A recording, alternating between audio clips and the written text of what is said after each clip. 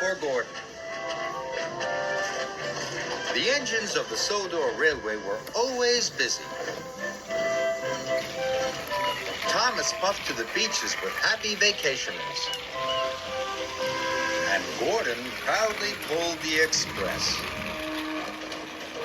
Gordon thought he was the strongest, fastest, and cleanest engine on the whole of the railway. But one thing bothered him. His firebox rattled as it cooled down at night. Gordon knew his rattle stopped the other engines from getting to sleep.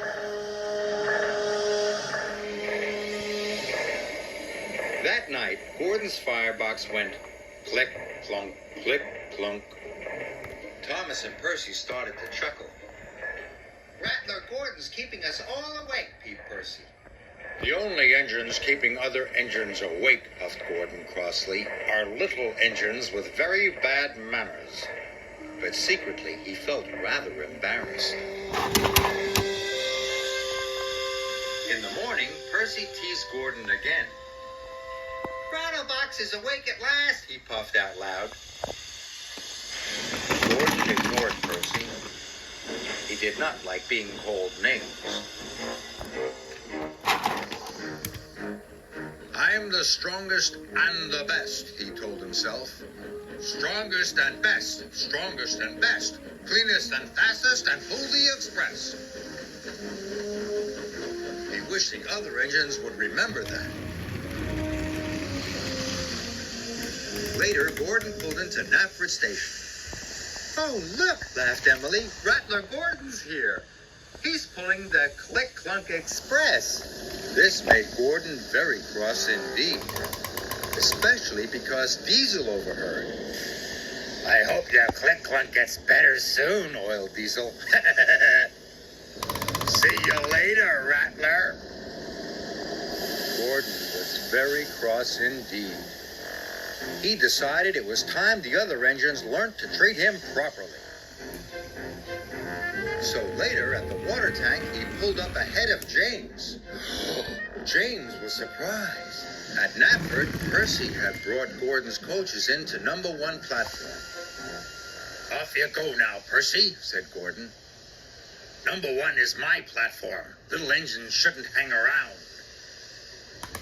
"You're a boastful, bossy, big boiler," Percy muttered to himself crossly.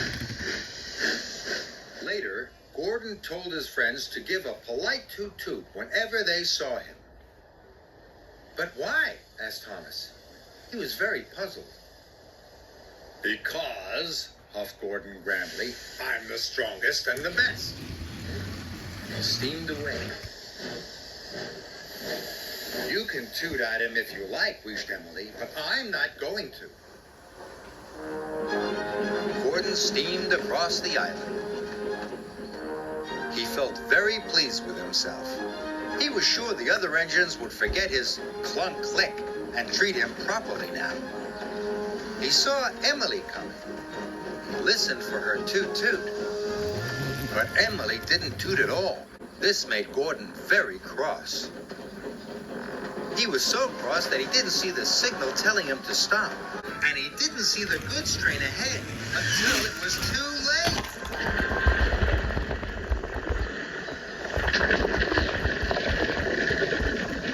Luckily, no one was hurt. But Gordon came off the rails and he was covered in gooey red jelly.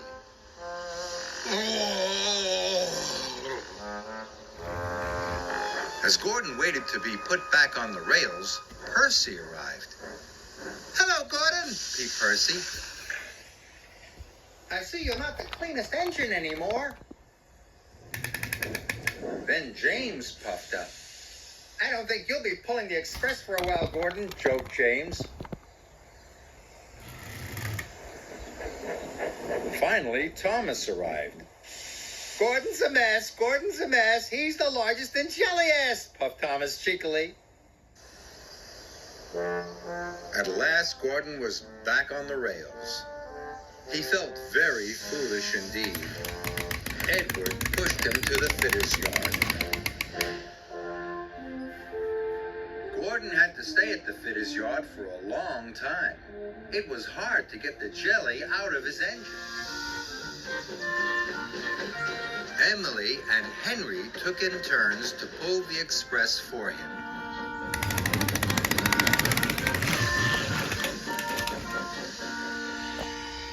One evening at Tidmouth's sheds, Henry huffed. "It's hard work pulling the express."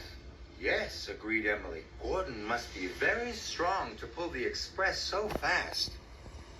"I miss Gordon," peeped Percy. "I miss having his rattle to go to sleep by." Gordon knew the other engines were pulling the express for him. "Thank goodness for Emily and Henry," he thought. "I'm sure they're doing a very good job." Finally, Gordon was as good as new. The fitters had even managed to fix the rattle in his firebox. That evening, Gordon had something to say. "Is it about being fastest and the best?" teased James. "Not at all," puffed Gordon. "I know my rattle kept you awake at night, and I'm sorry. And I was also silly about the toot-toots. I realize now that engines toot-toot other engines because they work hard and deserve it, not because they ask for it." "But we think you do deserve it, Gordon," said Thomas, "because you work hard and you are a really useful engine." All the other engines agreed.